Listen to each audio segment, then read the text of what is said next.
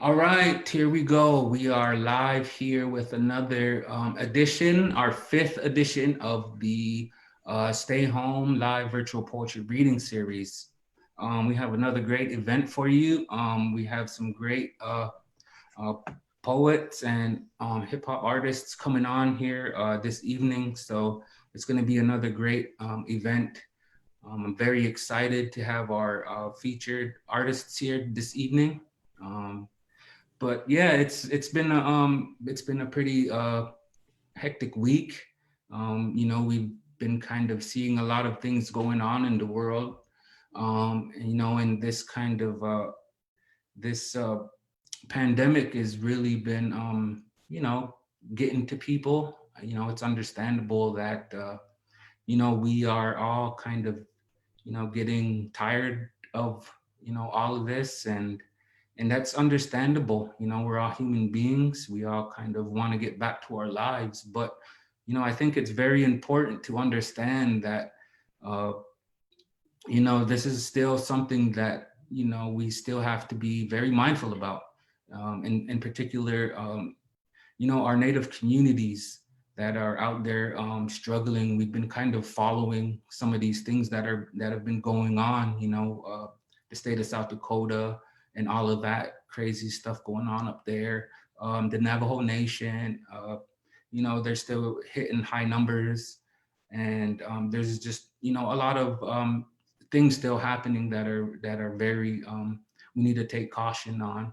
And here in Iowa, we are, opening back up things. And it's kind of getting scary because the weather's getting nice here, and, everybody wants to move around. And I think this is when the real test is, because we need to be stronger and be more strong-willed, because, you know, uh, it's kind of unpredictable what could really happen with this virus going around, because we don't know. There's no vaccines, there's no medicines, and the numbers are still going up. We're seeing all this information come out, and it's just kind of up to us to take it into our own hands, and not on a big scale, but like in small communities.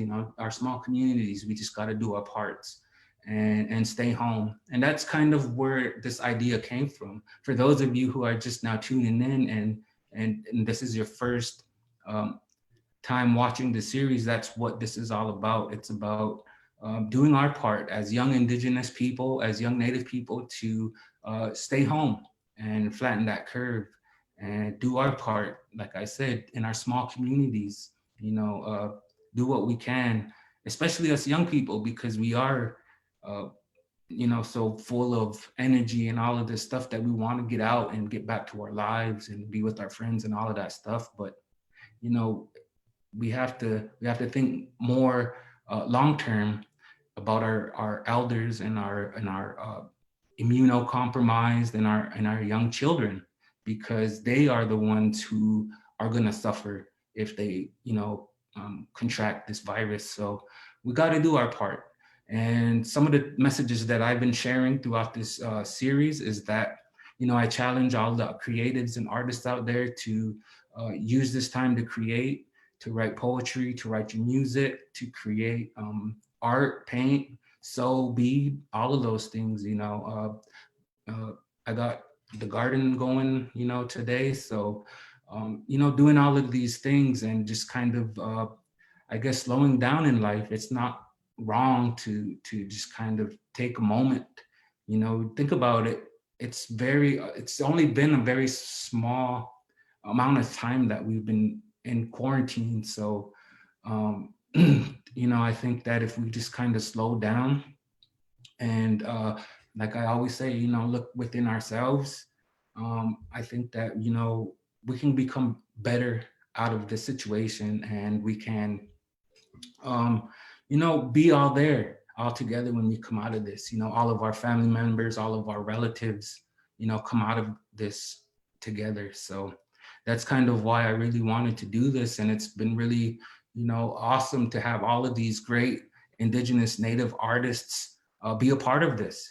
I've had some really, really awesome people on here, and I'm very, very grateful for their time and coming on here and sharing their stories and their poems and all of that stuff and their music, because that's what it's really about. And I've always felt that it's up to us as artists to uh, kind of paint that picture for us of a better tomorrow. So I'm very excited to get this event going, because we got a lot of uh, throughout these 5 weeks, I've been kind of taking you on this journey through different tribal nations, through a lot of different people who do a lot of different things, and uh, it's been really cool to kind of have who we have on tonight, and kind of again give a different perspective and a different look at us as Indigenous people. So I'm very excited. I wrote some poems for this week. Again, like I said, I use this time to kind of create and just keep trying to sharpen my tools as an artist. So um, this first poem I wrote, I did it kind of thinking about what we are going through and kind of all of these things that we are being exposed to right now, because we are seeing a lot of these things happen throughout the country, injustices and all of these crazy things people are doing. Uh, I don't think I have to always talk about the killings that have been happening, and uh, the things going on with the South Dakota tribes and the governor trying to threaten and impose her will upon them and force them to open their boundaries. Uh, there's a lot of things going on. Navajo Nation is still, still dealing with this in high numbers. And so they're getting some help, and that's really great to see. So like I said, this poem was just kind of about some of those things that we're starting to see, these observations. And so I wrote this again this week. It's again, still trying to just work on all of these poems, but I wanted to share this because it's kind of just a look at, as like a young Native person, kind of what I'm seeing right now during this moment in our lives. This poem is titled "The Pandemic, the Great American Exposure."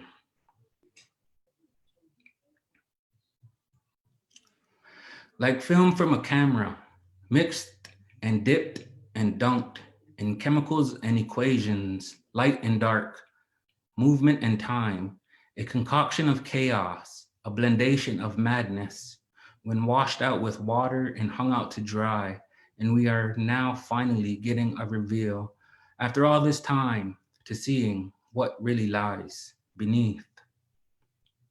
Heck of a time to be alive, heck of a time to be Native, watching the system collapse and everyone scram to figure out how to save it. But one thing America is great at is band-aiding the problem, minimizing the situation, and trying to pretend that it didn't happen as bad as it really did, as bad as it really is, and how finally the curtain is being pulled back.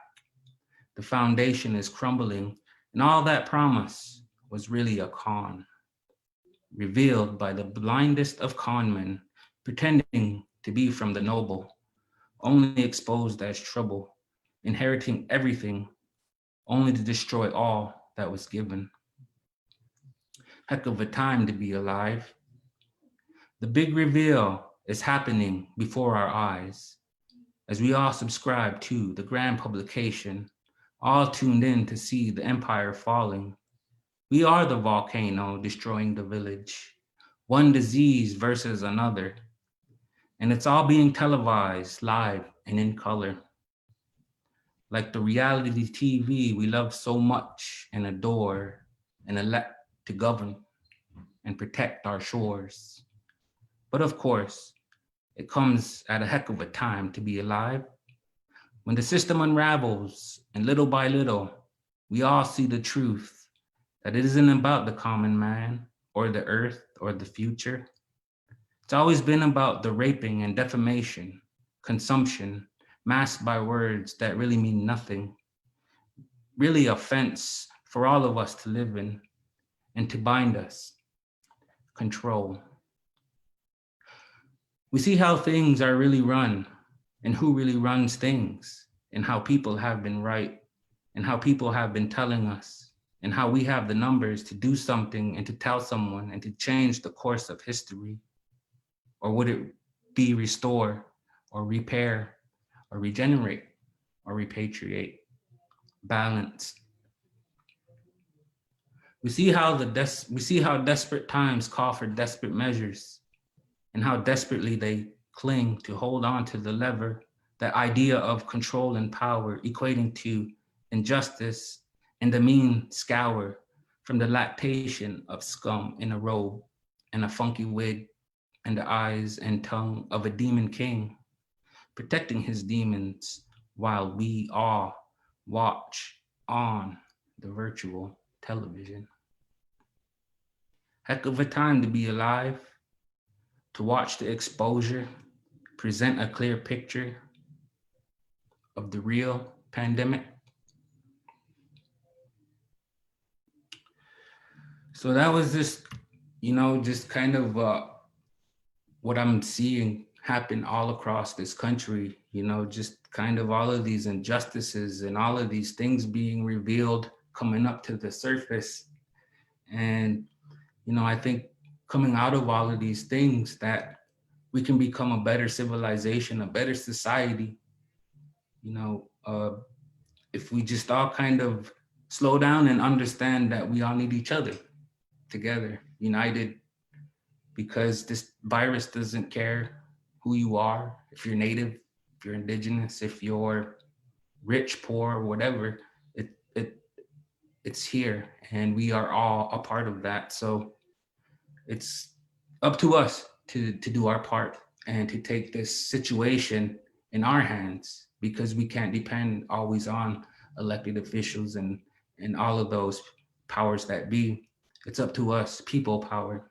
So I just wanted to share that poem because it's crazy time that we are in, and I hope that this event kind of provides some happiness and entertainment and insight on your Saturday evenings, because this is the time where we all feel like we need to be out doing stuff, and we really should be home enjoying this virtual stage. So real quick, I want to just share that we are still looking for artists out there to, if you want to be on our virtual stage here at the Indigenous Peoples Art Gallery and Cafe, to send your bio and your video of you performing a piece of your work, your poem or whatever, to Indigenous Peoples Art Gallery, Indigenous Art Alliance at gmail.com.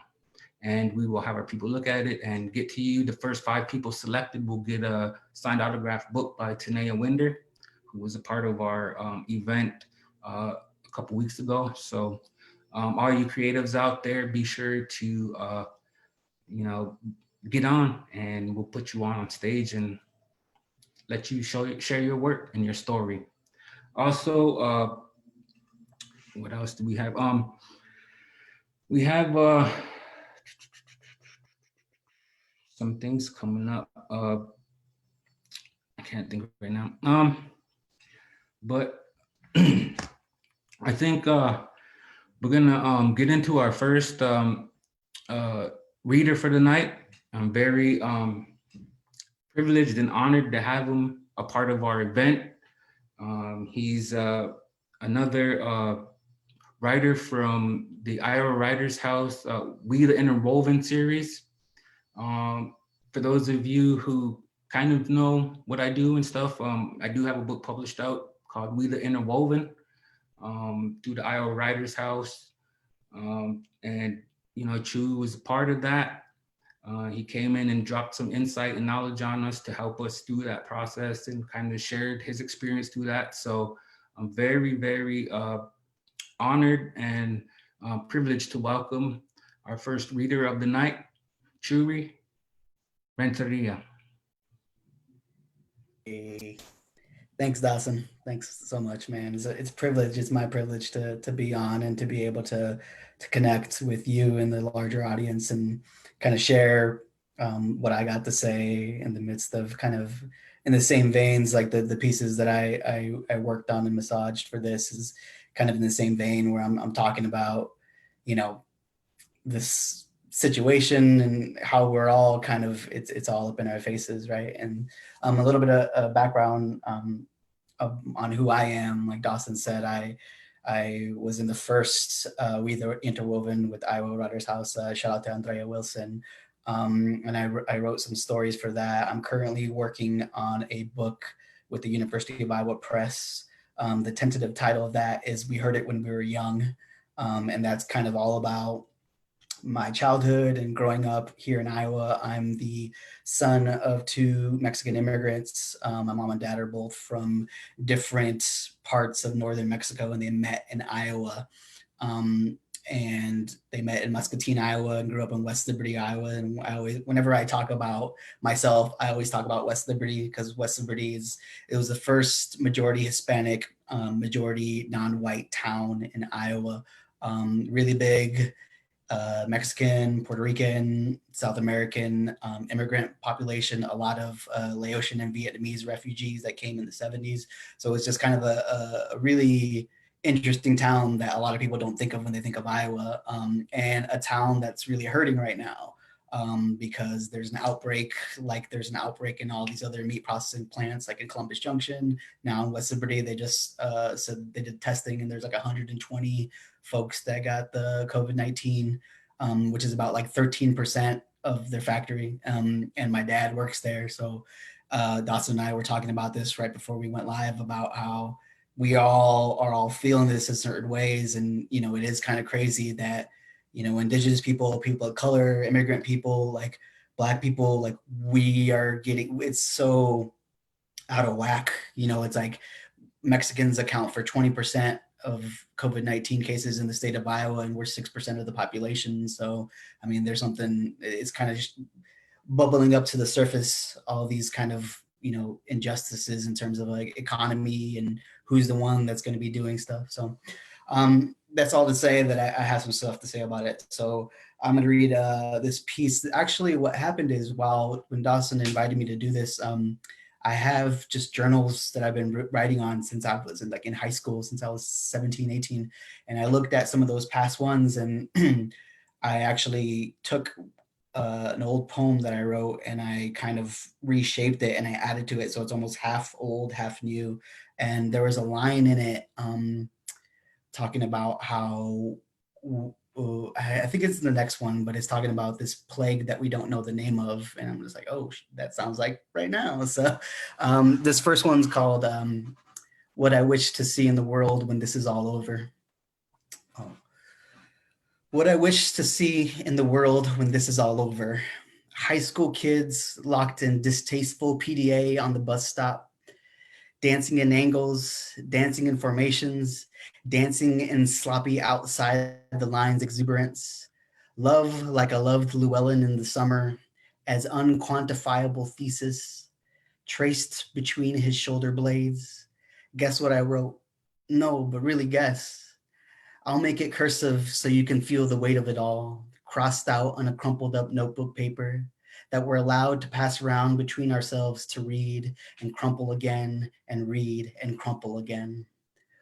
Borderline lewd behavior by middle aged couples in the park, dads to hold their sons on futons and remind them that they can still be kids, that none of us knew that we would lose this time together, so we sit across from each other so our knees touch, and neither of us want to be the first that moves.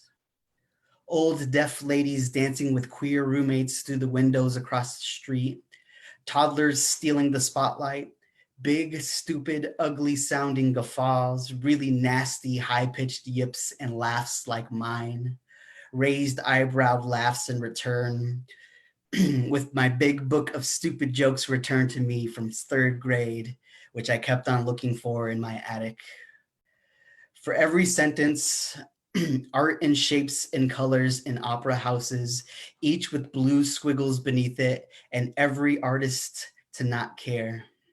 My family on their deck, my dad cooking the ever loving shit out of his burgers, burnt black Mexican burgers. We are whole and not ravaged by factory bottom lines like so many news stories.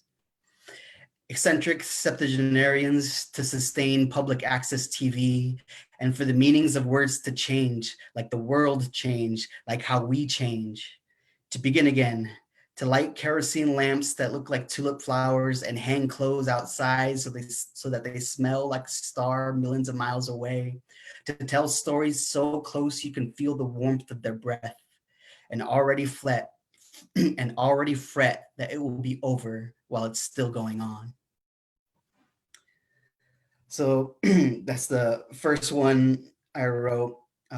What I wish to see in the world, and this is all over. And I, I mean, I was focusing on right the positive, right? Like, how is the world going to change? How are we going to kind of maintain our humanity in this? Because I think that's something that's really coming through to a lot of people, that like, what are we doing now that we're sequestered in our homes? We're ingesting art, we're ingesting, visual art, whether it be through like, shows, music, reading, like artists, and so we kind of feel that need to connect. And I think when this is all over, however long it takes, we're all going to be connected in a way that we never had before, right? Like we're going to be socially wanting to be need, right?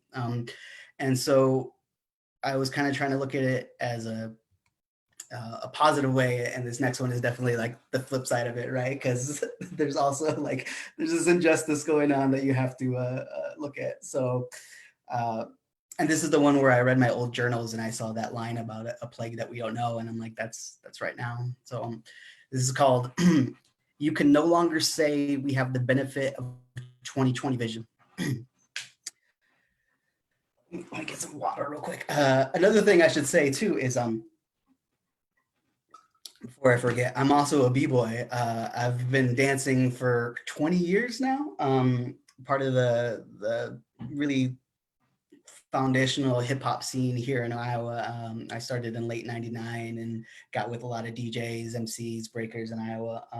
And like everything else in Iowa, it kind of ebbs and flows, especially with the university. So like the scene's a lot smaller than when I started. But I should say that I teach at a hip hop studio. My friend Joel Sorensen started a studio called All the Way Up Studio, and we've been going on for 2 years.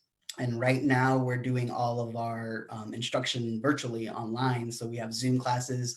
We've been doing it for about 3 weeks now, where people will, like, just like this, they log in and we teach them. And I teach breaking, like a fundamentals of breaking. So if you've never breaked before, you can go and try it out. We have popping, we have like hip hop choreo.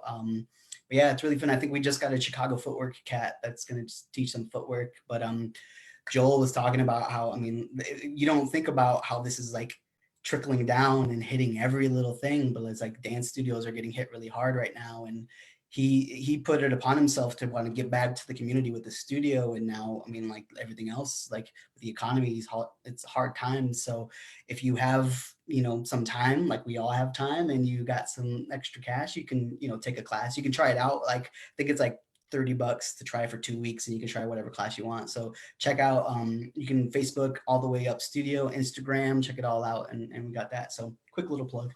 But yeah, so once again, this one's called You Can No Longer Say We Have the Benefit of 2020 Vision. You can no longer say we have the benefit of 2020 vision, because this world is tilt shifted and we are figures in 3/4 perspective. I am not yet victimized, but more and more kids on the news look like the Facebook photos of my cousins and my family and my tagged friends. The deceased walls become virtual shrines for drunk lovers to comment on when it shows up on their memories. You don't know whether to like it or to give it a little hug emoji to properly display your empathy. We need an almighty force to read us our reassurances from future bouts of a plague not yet confirmed. But they look upon as creator of our wishes, one dimensioned, bounced off the pigment of pale white skin reflected on the real and registered as an unburdened life. They live in protected houses in untriggered towns. They take their guns onto concrete steps to protest an entity that no bullets can reach. We cater to you. Your hands dangle as we push to get your cuticles back. God's bird's eye view sees contours of shapes, as circles is to the tops of hills, summits spherical tongued across our plains. Depth is lost, but that shows the importance of inches through space. Your protest signs are flipbook pages. Gil Scott Heron was wrong. It will be live streamed and live leaked and world starred. A gaggle of kids will crowd around and yell at you to fucking fight as Elon Musk and Joe Rogan tell America to jumpstart the economy or the cure will be worse than the cause. We are but specks from your vantage point. Swoop down and fill in the blanks. That is all we ask of you. Tie the noose on the pulley as though low tech can still move units. Kickstarter and GoFundMe a way out of this. How can we not need this? How do we not deserve this? To be a dancer can ravage your ears.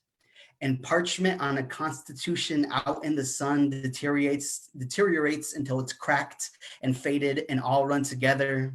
How long will this experiment tick?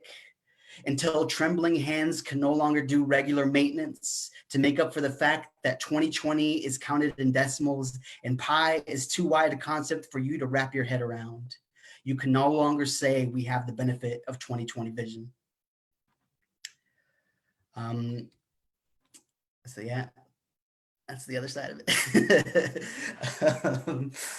Yeah, man, things are happening, right? Like with my family, it was like heartbreaking, this idea of, and I think a lot of people talk about it, it's like a slow moving car wreck, right? Like you feel so powerless because you can't do anything about it. And there was a Facebook thread that I saw where it was like talking about the numbers in West Liberty of this factory that's starting to get all these this outbreak and from my hometown, and I see all these posts and comments from people that I grew up with that are in the exact same situation that I am, where it's like we're the son of our immigrant parents, that their identity is so intertwined with working, right? Like they got sold the American dream, like come to the middle of the Midwest and you can work and you can provide for your family that you couldn't where you're from. And now that almost like that identity and that like being intertwined with that was working against us. So I saw a Facebook thread where it was all these children of immigrants begging their parents not to go back to work. And it was heartbreaking because I was in that exact situation. Like, and I think it's just, you just have to like hope and pray and do your best to talk to people, but also like know that people are going to make their own decisions. So I have one more piece, if it's cool to do one more. Yeah, cool. This is actually a little bit different. So this is actually a piece of a little snippet of the book that I'm working on right now. We heard it when we were young, so it's not poetry, it's a little bit of long form fiction, but I'll just read a snippet of it. But this is about my relationship with my father and about kind of some of those things that happen. The backstory of this is my dad had a lowrider that he worked on before I was born. It was a 52 Chevy Fleetline lowrider. And by the time I was a kid, it was all rusted in my driveway. And I think he always wanted to work on that lowrider with my older brother, and then eventually with me, but we never did it. And I've always kind of felt like that was like this kind of symbol of the generations, like my dad and my brother and me kind of like pulling apart. And this idea of like, we can't connect like the way that a lot of other people can connect, like in a family. So there was one time where he asked me if I wanted to play some basketball with him, and I said no because I want to be with my friends. And I remember seeing him affected by that, and my mom, who's like, you know, she's not afraid to like, you know, she's a Mexican mom, right? So she's not afraid to like really take it there. And she's like, you're gonna feel so shitty about that in the future. Like one day he's gonna be dead, and you're gonna regret that, as a Mexican mom would say. And she was right. She's true. I mean, he, like, you know, right now, I mean, he's obviously still alive, but it's this idea of like, now I'm like, I want this whole situation to be over so I can see my dad and my mom and embrace them like I should have when I was, you know, 9 years old. So there's a little snippet of that. When I was 9 years old, my dad asked me if I wanted to play games with him. I said no to go and play with my friends, and I'll never forget the look on my dad's face of him looking dejected in his brown Louis Rich button up by his 52 Chevy Fleetline lowrider. The problem with looking back on situations like this is I can't rewrite history. I have to live with and account for the things that I did as a kid, for the way I regarded this man, my dad. Here's the truth a lot of first generation kids grew up with. They assume they're smarter than their parents. It stems from language barriers, communication issues from parent to child. It's in the same Venn diagram of horribleness that could occur when someone in the wild talks to our parents. I recall people getting annoyed at my mom and dad, raising their voices as if they were talking to children. It was grocery store clerks or teachers, coworkers, and bank associates. We internalized that young, saw how people treated our parents like they were beneath them. I'm not proud to say as a little kid that it rubbed off on me. Think of it this way. My dad and I couldn't communicate with one another. Every time we did, it was this stuttering, jagged mash of words. I never got to hear my dad wax poetic about his favorite band or have a nuanced discussion with his friends about politics. Mind you, these conversations did happen. My dad's shy, but when he's around people he knows and talking in the language that he first learned, he can get downright loquacious. But when I was a kid and I was in the vicinity of these conversations, I couldn't understand them. I couldn't understand Spanish. These words were noise. They were Charlie Brown adult vocalizations, wah-wahs with rolled R's. Here's another phenomenon that happens with boys and their fathers. Ask any boy how it felt the first time they realized their dad wasn't the end all be all. When they became strong teenagers who could beat their aging fathers in sports and physical competition, it feels terrible. It's this business of facing your own mortality in the face of the man that raised you. My dad's stilted English triggered this response in me. I learned to read and write young, and I always like words, English words. Reading and communicating in English was me slam dunking on my dad as a kid. There's something else that happened before this time with my dad in the driveway. My friends and I were playing with a baseball in my dad's garage. Somebody whiffed a catch and the ball went through a garage window with a crash. My dad asked me about it. I remembered something that I learned from Bill Nye the Science Guy or Beekman's World or something, one of those educational children's shows based on science. Something about atmospheric pressure and how it shifts, it can cause a glass to break. I straight up lied to my dad and used this atmospheric pressure gambit. He nodded his head and he said, okay. And he set off to fix the window. Looking back at it now, it's obvious that my dad either knew that I did it and wanted to let me slide or that he didn't care. I mean, he could fix the window, no problem anyway. When I was a kid, I ran off elated, happy that I gotten off. But after I sat down, something terrible washed over. My internalizations at the way all these people treated my dad manifested. I felt bad that my dad was dumb enough to fall for it. These undercurrents were flowing through 9-year-old me. They were there when I saw my dad that day. As messed up as it is to say, that day I felt sorry for my dad. Looking back at it, I see how misguided that sentiment is. We all have to remember how gifted people who communicate in a second language are. Even if they're mechanics and housekeepers, for real, I'm in awe of it. I'd say my dad has pretty good English. He still talks with a lilt and in short bursts, but it's so much better than what I can do in Spanish. But I can't change the perception I had as a kid. I can't change how I thought about my dad growing up. And I can't change that I didn't jump at the chance to respect his place in the world, to fix up that lowrider with him, to play basketball with him that day. All I can do is make it right now, to tell this story to whoever cares to listen, and to be honest with the past so that others don't repeat it. And so, yeah, that's a snippet of the first story from my upcoming book. I'm working with the University of Iowa Press. Tentative title, we heard it when we were young. So yeah, it's all about growing up in West Liberty. So there's a lot of different meanings with that. But yeah, that's my third story. So Thank you so much, and thank you again to Dawson for letting me do that, to share. I'm once again, I'm honored to, and feel privileged to be able to share this. So yeah, give it back to you. All right. All right, everybody, ladies and gentlemen. Let's get a virtual round of applause for Chewy. That was pretty dope, man. Yeah, just really, really, a crazy time, for all of us. We are all kind of in this together, so to speak. Um, so it's you know up to us to just really pull through, like like we say, take it upon ourselves to do what's right. So there's just been really a lot of crazy things going on. One of the uh, uh, one of the things, like, hot topics, I guess, this week was, there was apparently a influencer, Instagram influencer or something, I don't know, who had made some comments about the missing and murdered Indigenous women thing that's going on in the country, the awareness that we as Native people are doing to try to get some spotlight put on this situation that we're dealing with.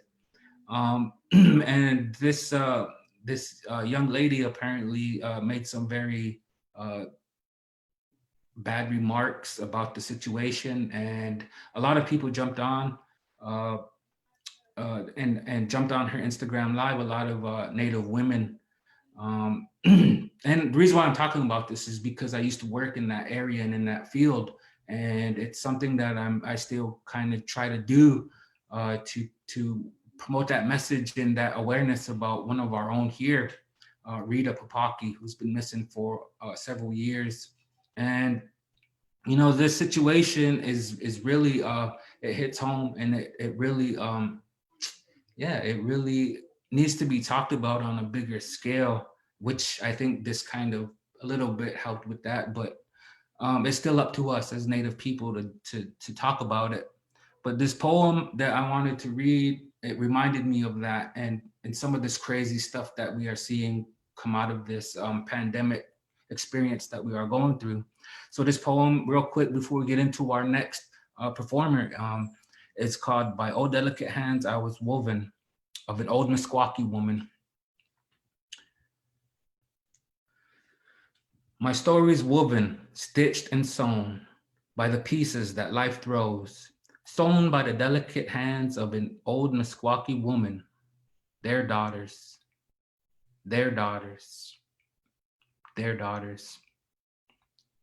Did you know some daughters disappear like unicorns in the fog? Poof, into thin air. Some daughters go unseen after leaving a casino security screen, vanished as fast as a C note. The plan was to keep every man intoxicated and then feel abandoned and then beat down and then left with that too carried down to the next little brown Native boy and the next Native boy and the next Native boy. We are the only people that have to prove who we are with a tribal ID card. And sometimes it's hard because we're told it's not valid.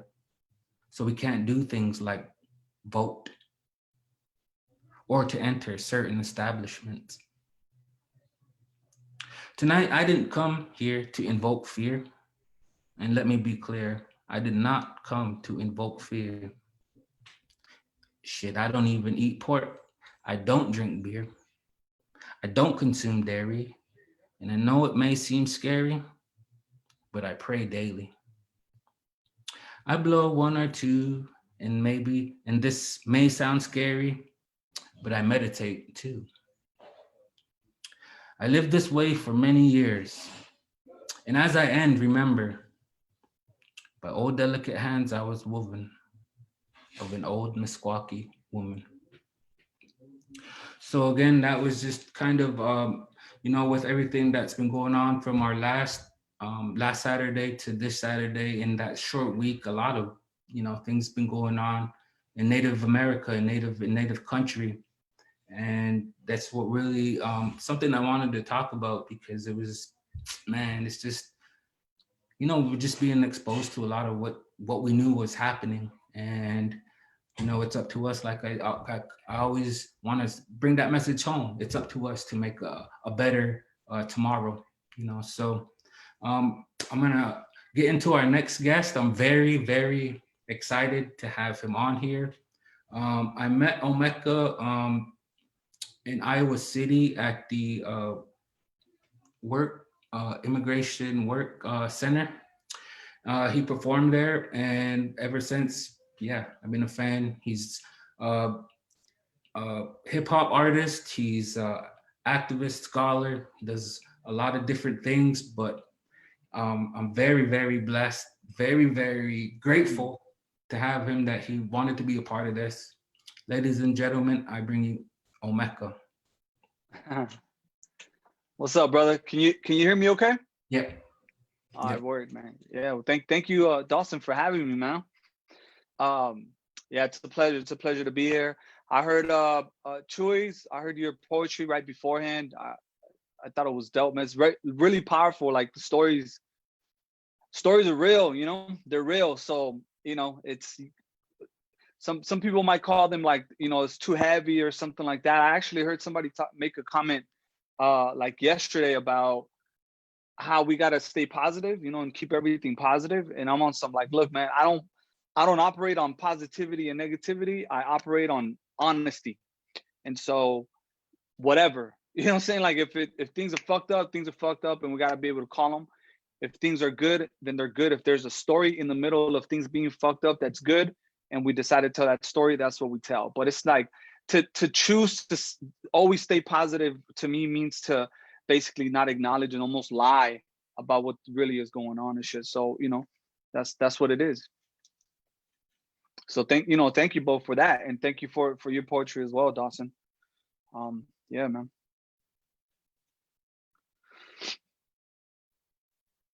So let me know what you want me to do.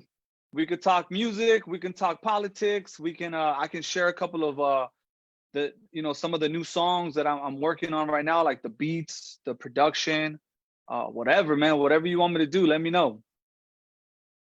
You want me to do that? All right, cool. All right, so I got this one track that I'm putting out soon. It's called "The Dead Are Walking," and I'm really happy to show this song because Michael Rappaport, the the actor, the cat is like, he's from New York and he's a hip hop head. And I saw a video of him and he was talking about how he's like, where's the hip hop heads at? Where the real hip hop at? Because no one's talking about what's really going on. That's what hip hop is for. That's the platform. Like, we should be speaking the truth. And he was referring to like no one talking about COVID-19 and how the administration is is either not responding or not responding as part of the plot, or whatever. So I'm always trying to be in the know as far as that. So I just put some lyrics together in the beat, man, and it's urgent. It's an urgent song. So if you're trying to have a good time right now, this is probably not the song. But if you want to get lit and angry, this is probably the song for you right now. All right, so let's hope that let's make sure the music is good.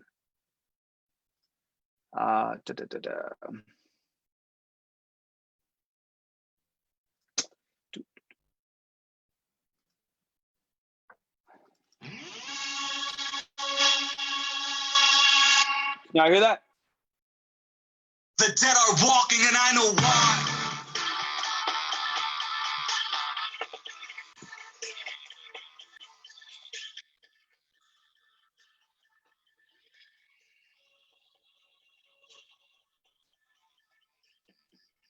The dead are walking and I know why.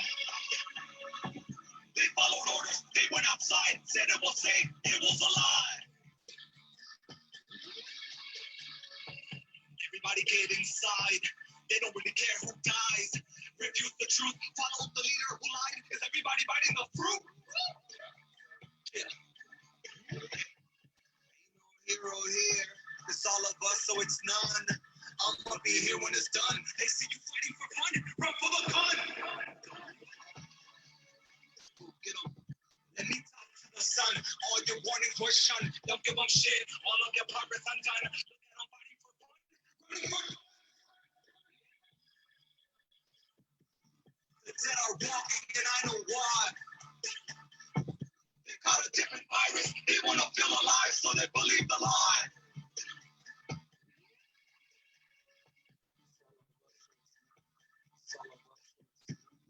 Death and profit, no one can stop it. Interchangeable market. The product of death has started. Hitting their target. Profits will rocket. Profit and death. Death and the profit. That means the more death, the more in their pocket. Virus will hit the most vulnerable. Been trying to kill us, so why would they stop it?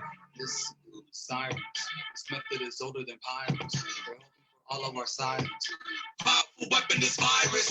They see the profit, we see their profit. They get what tricks, check the deposit. For the vaccine, they're saying wash it. I'm saying walk, no time to sleep. Some will deny, some don't believe. Y'all got the urge, cannot resist. Yeah, immunity doesn't apply. Many no choice, many can't see. The dead are walking and I know why.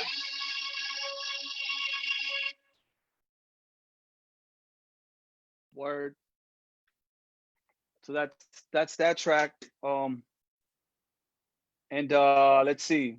And I'll read the lyrics so you can kind of, because I'm sure that you can understand every single one. But it says the dead are walking and I know why. They followed orders, they went outside, said it was safe, it was a lie. Then I say, everybody get inside. They don't really care who dies. Refuse the truth, followed the leader who lied. Is everybody biting the fruit? Woo! Ain't no hero here. It's all of us or it's none. I'ma be here when it's done. They see you fighting for fun, run for the gun. Let me talk to the sun. All your warnings were shunned. Don't give them shit. All of your progress undone. Look at them fighting for fun, running for guns. And then the hook goes, the dead are walking and I know why. They caught a different virus. They want to feel alive, so they believe a lie. It's all of us or it's none. Death and profit, no one can stop it. Interchangeable market. The product of death has started. Hitting their target, profits will rocket. Profit and death, death and their profit. That means the more death, the more in their pocket. A virus will hit the most vulnerable. Been trying to kill us, so why would they stop it? Listen, sirens, this method is older than pirates. They're hoping for all of our silence. Powerful weapon is virus. They seek a profit, we see their profit. They give with tricks, check the deposit. Fund a vaccine, they're saying wash it. I'm saying watch them, no time to sleep. Some will deny, some don't believe. Y'all got the urge, cannot resist. Yeah, immunity doesn't apply. Many no choice, many can't see, but the dead are walking and I know why. That's that one. Yeah, so I'm sure some people are not gonna appreciate that song. But yeah, if I was here to please everybody, I wouldn't be here. That can't exist. And so I guess to me what that means really is like you gotta choose who you want to speak to, or you gotta choose who you want to have a conversation with, or you want to choose who you're gonna walk with, and then who you are in your music then should reflect that. I don't believe that you should try to appease everybody. That's, to me, it's not only weird, but it's unattainable. We could be like Drake. We could be like Drake or Bad Bunny, and talk about love and how many breakups and parties, things that everybody can relate to. But like Nina Simone said, man, artists have to reflect their times. And what is the definition of an artist if not that? That's what she said, and I thought it's amazing. It's beautiful to me. All right, so look for that one. The dead are walking. And then what I'm gonna do for my songs, because I don't know if your audience is familiar with my music, but my stuff is bilingual. Like one song can have both languages. But what I decided to do for this next album basically is what I'm gonna do. So I'm gonna keep the same tracks. I'm gonna keep the same concept of the song. I'm gonna keep the same, even like rhythmic patterns in the words, but it's one song's gonna be in English and the other one in Spanish, but it's gonna be the same song, feel me, but just different languages. And then that's so I can speak to the people who I want to speak to. One thing I've noticed is like when I have bilingual music or when I have music in Spanish, like some of my compas or my comrades will say like, oh man, I appreciate that you do that. But they're also like in there are saying like, I can't listen to it because I don't understand what you're saying. But I appreciate the fact that you do that. That's, you know what I'm saying? Like, for example, like Northern Native folks in the US, they might appreciate what I'm doing with the language, but they ultimately don't understand what I'm saying for the most part. And then vice versa. If I do something in English, the immigrant rights community is like, oh man, that's dope that you do that. And you trade the languages back and forth. But ultimately they don't fully understand what the song is saying. You know, they're not going to be able to take that to their tia and have them listen to the song, you know?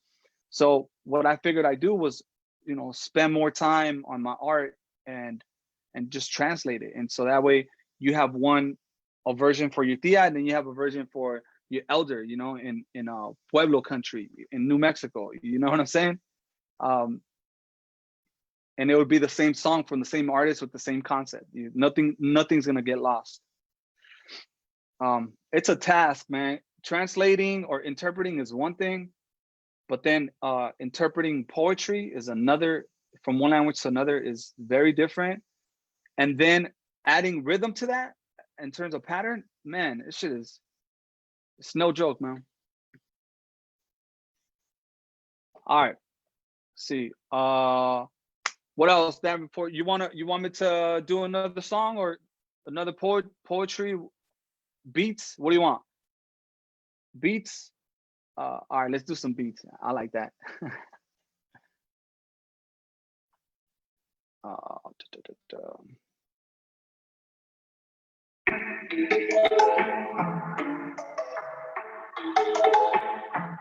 Y'all hear it?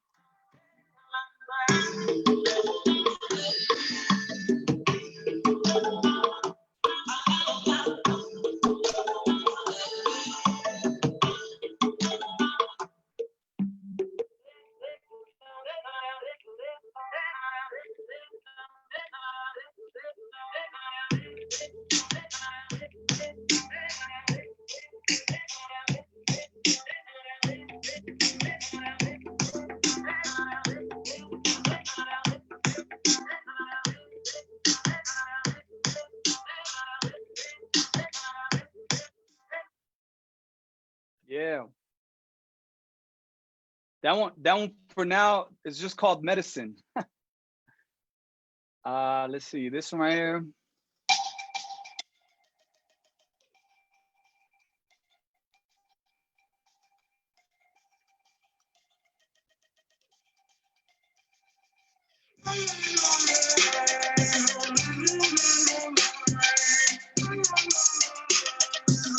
Lola, Lola.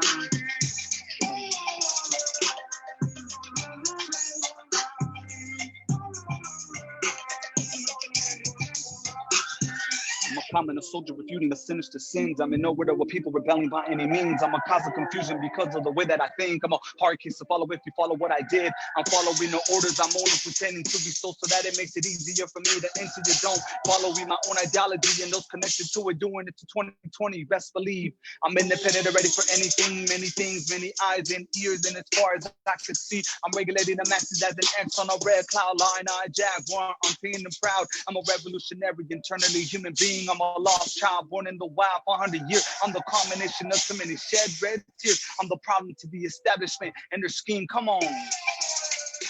Hey.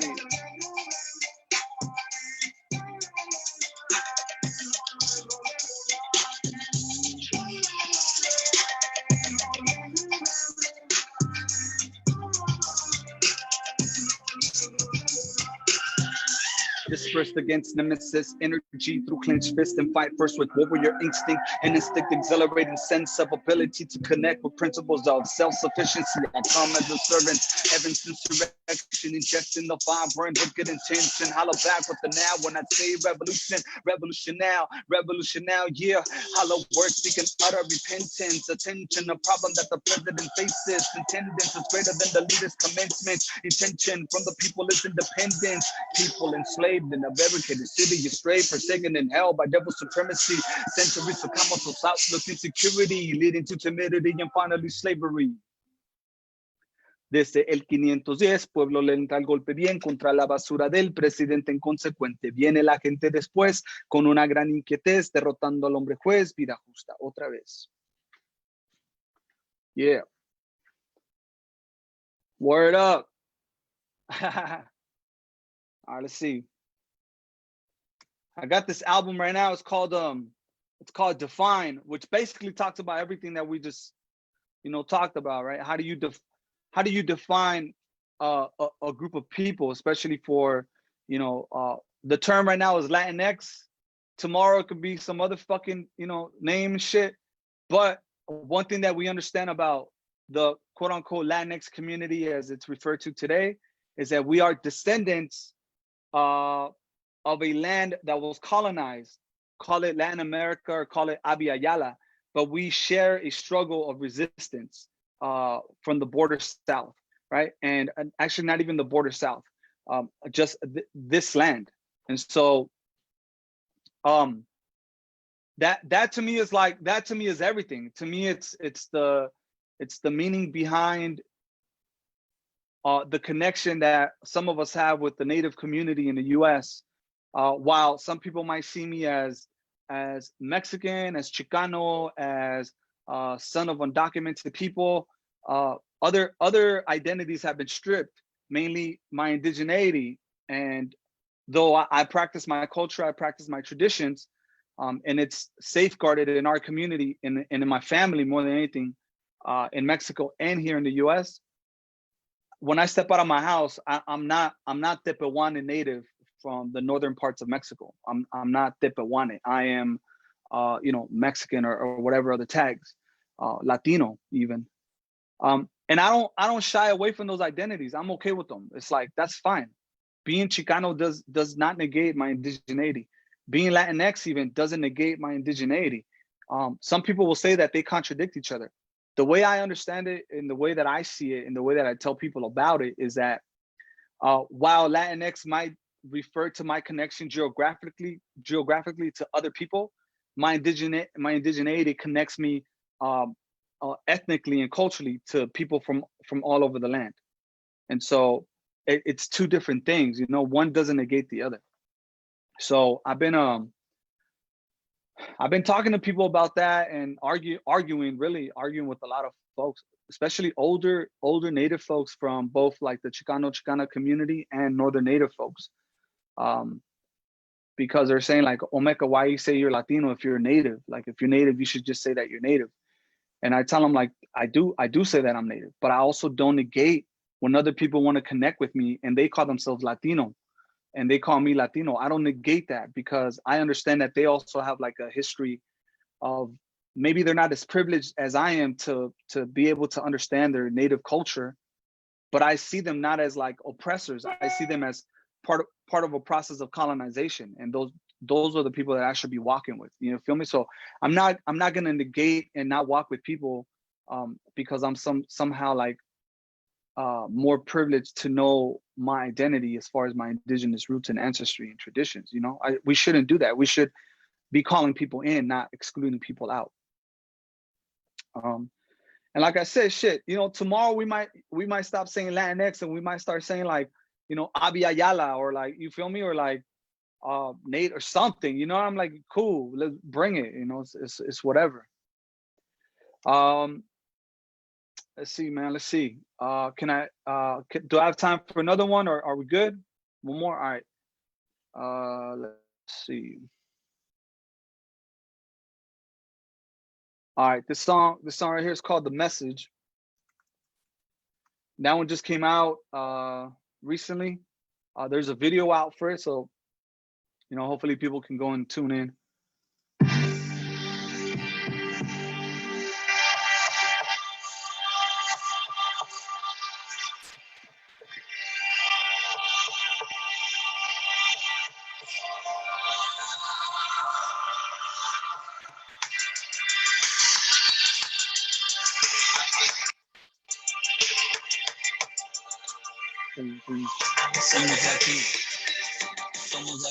You get it? We're from here and we're from there. It's like, somos de aquí, somos de allá. Tengo sabor, yo lo sé. Tiene todo mi sabor. Telling me I don't belong. With your fingers tell them they wrong. My people maintaining their presence, changing it all. Todo queda claro. And then we all falling out with the cause. That's what I do when I'm climbing the walls. I'm going to break and penetrate sticks. People are people, not freedom for all.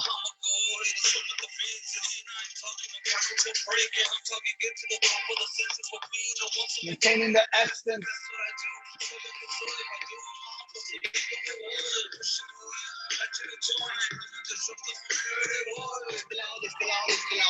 What you mean, ni de aquí ni de allá? Keep it 200 y déjalo ya. Somos de aquí, somos de allá.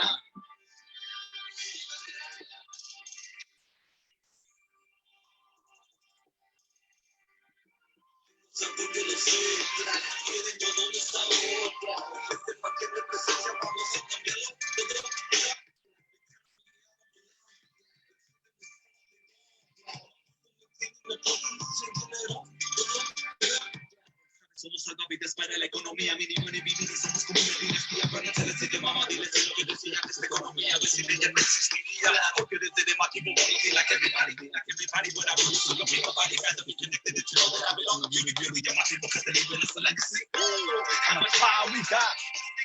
The song is all done. Better than one. Already won.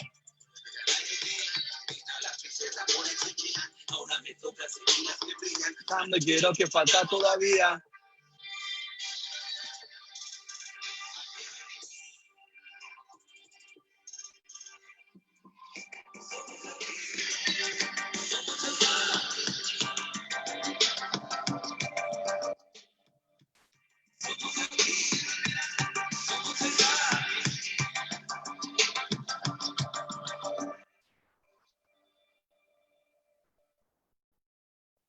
Yeah. Well, thank you so much, man. Thank you for allowing me the space to share and to go on my rants. Much love to you, bro. And you know, thank you for that space. Thank you, Chewy, for your poetry as well. Let's just keep it moving, man. Ain't nothing else to do it but to do it. You know, it's like I ain't following no positive, no negative. It's like this is what it is, bro. And take it however you want. You know what I mean? Let's just keep it moving, man. Thank you all so much. It's a blessing to share space with y'all. Thank you. All right, what do y'all say? Let's get another virtual round of applause for Omeka. Wow, yeah, that was real dope. I'm very I'm happy now. I'm good. I hope y'all are too. Yeah, that was like I said, man, very blessed and honored and grateful to have him spend his evening with us. You know, he could have been doing other things, but he came in and blessed us all with his music. So check him out, Omeka. He's got a lot of stuff. I think I posted some of his website on my Facebook page. So check it out. Check out his music videos. He's always putting out work. So check him out. So yeah, it's been a really great event this Saturday night. I hope that you all are, just taking it easy, slowing down and just trying to, you know, get through this. Like I said, man, coming out of this with all of us together, all of our families, all of our relatives, our children and our elders, our cuckoos and meshus, everybody, man, because it's uncertain what's out there and when this is all going to be done. So until then, I'm going to keep providing this entertainment and keep bringing you our stories as Indigenous people. And I'm very grateful for everybody who's been a part of this, who continues to support Indigenous arts and Indigenous artists. And I hope that you all are still being entertained by this event, because it's my joy and my pleasure to bring these people to this space to share our stories and our art with you. So I just want to thank everybody who's ever been a part of this for uh, your contributions, and Omeka for blessing us again with on our virtual stage here. So, and it's been really great. Got another great show for you next week, so tune in. I'll be posting that shortly. I also have some art I'm gonna drop on you guys all here, like I always say, but uh, just hard to stay on top of all my projects here. But it's been really great this week. I'm very uh, excited to let y'all know who we got next week. So tune in for that. Share with your friends and family and all of your relatives. Continue to stay home. Continue to watch out for each other and take care of each other. Uh, again, we still have that call out for artists and poets out there, spoken word poets. You got music. Be sure to send your bio and a video to indigenousartalliance@gmail.com, and we'll hopefully get you on. Tanea Winder is giving out a signed book of hers for the first 5 people selected. So, that's pretty dope. So shout out to Tanea Winder for that. And yeah, thank you all for tuning in for this event tonight. It's been really dope. Thank you, Chewy. Thank you, Omeka. I want to thank the Midwest Writing Center for partnering with us again, Sarah, and everybody else who is a part of this event. Thank you. And thank you all for tuning in. Have a great night.